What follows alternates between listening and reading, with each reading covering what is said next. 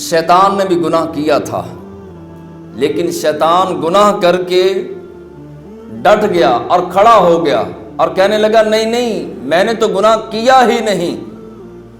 اللہ کو دلیلیں دینے لگا۔ اللہ تبارک و تعالیٰ نے ہمیشہ کے لیے لعنت کا طوق گلے میں ڈال کے جنت سے نکال کر دھتکار دیا اور فرمایا صبح قیامت تک تجھ پر لعنتیں برستی رہیں گی۔ کیوں؟ گناہوں پر ڈٹ گیا۔ آج کا مسلمان گناہوں پہ نہیں ڈٹا۔ کاروبار کرنے والے، دودھ کے اندر جو ہے وہ پانی ملانے والے، ان کے پاس اپنی دلیل ہے کہ جناب ہم اس لیے پانی ملاتے ہیں کہ خالص دودھ جو ہے وہ عوام تک جائے، تو بعد میں ہمیں جو ہے وہ پریشان کیا جاتا ہے۔ لوگ شکایت کرتے ہیں کہ آپ کے دودھ کی وجہ سے ہمارے پیٹ خراب ہو گئے۔ سود لینے والا کہتا ہے کہ جناب میں کوئی ظلم تو نہیں کرتا، میں نے اپنا پیسہ دیا، اس نے اپنی مرضی سے لیا، اپنی مرضی سے اس پر فائدہ دیا، میں نے کوئی زبردستی تو نہیں کی۔ رشوت لینے والا اس نے دلیل بنا لی، کہنے لگا کہ میں تو چائے پانی لیتا ہوں، پیار سے محبت سے لوگ میری جیب میں ڈال دیتے ہیں، میں کسی کو کہتا تو نہیں ہوں۔ ہر بندے نے دلیل بنا لی، اپنی اپنی دلیل گھڑ لی۔ جھوٹ بولنے والوں نے کہا کہ جناب حضرت صاحب کاروبار جھوٹ کے بغیر ہو ہی نہیں سکتا۔ ہر بندے نے گناہ کیا، گناہوں پر ڈٹ گیا، گناہوں پہ کھڑا ہو گیا اور گناہوں پر دلیل بنا لی۔ شیطان نے بھی یہی کام کیا تھا۔ اللہ رب العزت نے فرمایا کہ آدم کو سجدہ کر، انکار کیا، گناہ پہ ڈٹ گیا، کھڑا ہو گیا، سینہ تان کر کھڑا ہوا اور کہنے لگا کہ میں نے صحیح کیا، غلط نہیں کیا۔ گناہ کو گناہ نہ سمجھنا یہ صفت شیطان ہے، اور گناہ کو گناہ سمجھ کر توبہ کرنا یہ اللہ کے بندوں کی نشانی اور دلیل ہے۔ آج تک شیطان پر لعنتیں برس رہی ہیں۔ میرا اور آپ کا کردار کہاں پہ کھڑا ہے؟ ہم کہاں کھڑے ہیں؟ جس طرح سے دلیل بنائی شیطان نے، آج مسلمان نے بھی دلیل بنا لی۔ ہر کسی کو اپنی اپنی دلیل، مولوی کی اپنی دلیل، تاجر کی اپنی دلیل۔ ہر انسان نے گناہ کرنے کے بعد اس کا راستہ تلاش کرنا شروع کر دیا کہ میں راستہ کیسے تلاش کروں۔ کام تولنے والوں نے اپنا راستہ بنا لیا، دھوکہ دینے والوں نے، فراڈ کرنے والوں نے، اور غیبت اور چغلی کرنے والے کہنے لگے میں غیبت نہیں کر رہا، کر غیبت رہا ہے، میں چغلی نہیں کر رہا، کر چغلی رہا ہے۔ گناہ کو گناہ نہ سمجھنا بھی گناہ ہے، اور یہ صفت شیطان ہے، شیطان کی نشانی ہے، اور جو ہے وہ شیطان کی صفت ہے۔ مسلمان کا کام یہ ہے کہ گناہ کو گناہ سمجھا جائے، اور گناہ کو جب ہم گناہ سمجھیں گے تو اللہ توبہ کی توفیق دے گا۔ جب تلک گناہ کو گناہ سمجھ کر اپنے آپ کی پکڑ نہیں کریں گے، اپنے آپ کو شرمندہ نہیں کریں گے، نادم نہیں کریں گے، ندامت زدہ نہیں کریں گے، اس وقت تک اللہ تبارک و تعالیٰ توبہ کی توفیق نہیں دے گا۔ ایک بہت بڑے اللہ کے ولی، ان کی بارگاہ میں ایک مرید آیا، کہنے لگا حضور اللہ کا عذاب کیا ہے؟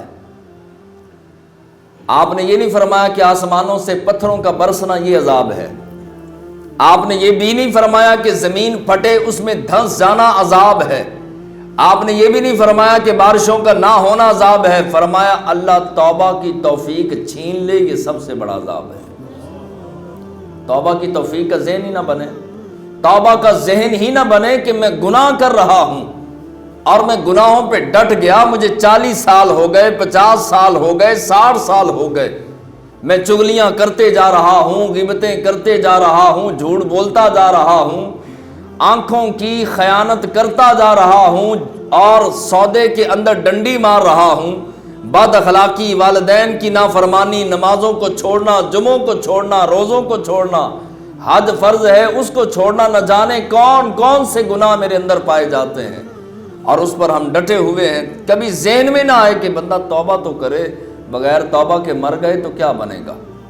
کس منہ سے قبر میں حضور علیہ السلام کی پہچان کریں گے، اور کس منہ سے قیامت والے دن اللہ کی بارگاہ میں جا کے اپنی ساری زندگی کے کرتوت، ساری زندگی کے اعمال کا حساب کس طرح سے اللہ کی بارگاہ میں دیں گے؟ کبھی ذہن نہ بنے توبہ کا تو یہ اللہ کا عذاب ہے۔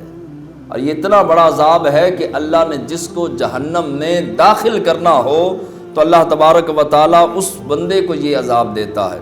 سلف صالحین کی زندگی اگر آپ پڑھیں، کتابیں پڑھنے کا اللہ کرے کہ ہمارے اندر شوق پیدا ہو جائے۔ اگر آپ پڑھیں تذکرۃ الاولیاء، اولیاء کاملین کی زندگی پڑھیں تو آپ دیکھیں گے بات بات پہ توبہ، قدم قدم پہ توبہ۔ نبی گناہوں سے پاک ہوتے ہیں، نبی غلطیوں سے پاک ہوتے ہیں، مگر اولیاء کاملین سے غلطی ہو سکتی ہے، مگر بزرگان دین بھی محفوظ ہوتے ہیں۔ اس کے باوجود اگر زندگی میں کبھی ان سے کوئی گناہ سرزد ہوا تو ڈٹے نہیں، وہاں پر کھڑے نہیں رہ گئے، رکے نہیں، بلکہ فوراً رجوع کیا، فوراً توبہ کی اور پلٹ آئے۔ یہی ایمان کی دلیل ہے، یہی ایمان کی نشانی ہے کہ بندہ غلطی کر بیٹھتا ہے، گناہ کر بیٹھتا ہے، اب گناہ ہو گیا، وہاں کھڑے نہیں رہنا، وہاں سے واپس آ جانا ہے، لوٹنا ہے، توبہ کے ساتھ لوٹنا ہے، صلح کے ساتھ، اپنے رب سے سچی صلح کے ساتھ اس جگہ کو چھوڑ کر اللہ کی رحمتوں کے دائرے کے اندر آ جانا ہے۔ یہ مومن کی نشانی ہے، مسلمان کی نشانی ہے۔ اور اسی طرح بزرگان دین نے فرمایا کہ ہمارے اسلاف نے یہ تعلیم دی کہ اگر گناہوں کے گڑھے کے اندر گر جاؤ تو اب گرے نہ رہنا، ورنہ ہو سکتا ہے اسی حالت میں تمہیں موت آ جائے۔ گناہوں کے گڑھے کے اندر گر کے گرے رہنا یہ شیطان کا طریقہ ہے، اور اگر گناہ کے گڑھے کے اندر گر گئے تو فوراً باہر نکل کر توبہ کرنا، توبہ کا غسل کرنا، رب کے ساتھ صلح کرنا، اور توبہ کے پانی کے ساتھ غسل کر کے اپنی پیشانی کو ندامت کے جو ہے وہ آنسو دینا، اپنی گالوں کو، اپنی آنکھوں کو اور اپنی پیشانی کو سجدوں کا نور دینا، اللہ سارے پچھلے گناہوں کو معاف کر دے گا۔ پتھر بدلہ نہیں کرتے، انسان بدلہ کرتے ہیں۔ ایک بندہ ہے، میرے اندر اگر کوئی غلطی ہے اور مجھے پتہ چل جاتا ہے کہ واقعی یہ میرے اندر گناہ ہے اور یہ غلطی ہے، اگر تو میں پتھر ہوں تو پتھر بدلہ نہیں کرتے، جہاں پڑا ہے وہیں پڑا ہے، لیکن انسان بدلہ کرتے ہیں۔ پچھلے دن سے مسلمان کا، مومن کا، حضور کے غلام کا اگلا دن بہتر ہوتا ہے۔ اگر اس نے پچھلے دن 5 نمازیں پڑھی تھی تو اگلے دن 7 تہجد کو شامل کرتا ہے، اس سے اگلے دن اوابین کو شامل کرتا ہے، صلاۃ التوبہ کو شامل کرتا ہے، صلاۃ الوضو کو شامل کرتا ہے۔ پچھلے دن سے مومن کا اگلا دن بہتر سے بہترین ہوا جاتا ہے۔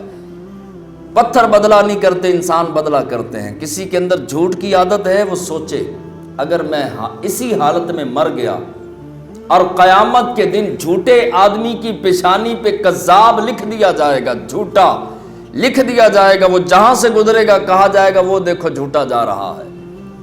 جو بندہ غیبت کرنے والا ہوگا، چغلی کرنے والا ہوگا، بہتان باندھنے والا ہوگا، زانی ہوگا، شرابی ہوگا، قیامت کے دن اللہ کے حضور اسی حالت کے اندر پیش کیا جائے گا۔ اگر اسی طرح مر گئے، بغیر توبہ کے مر گئے، تو اسی طرح بغیر توبہ کے اٹھائے جائیں گے۔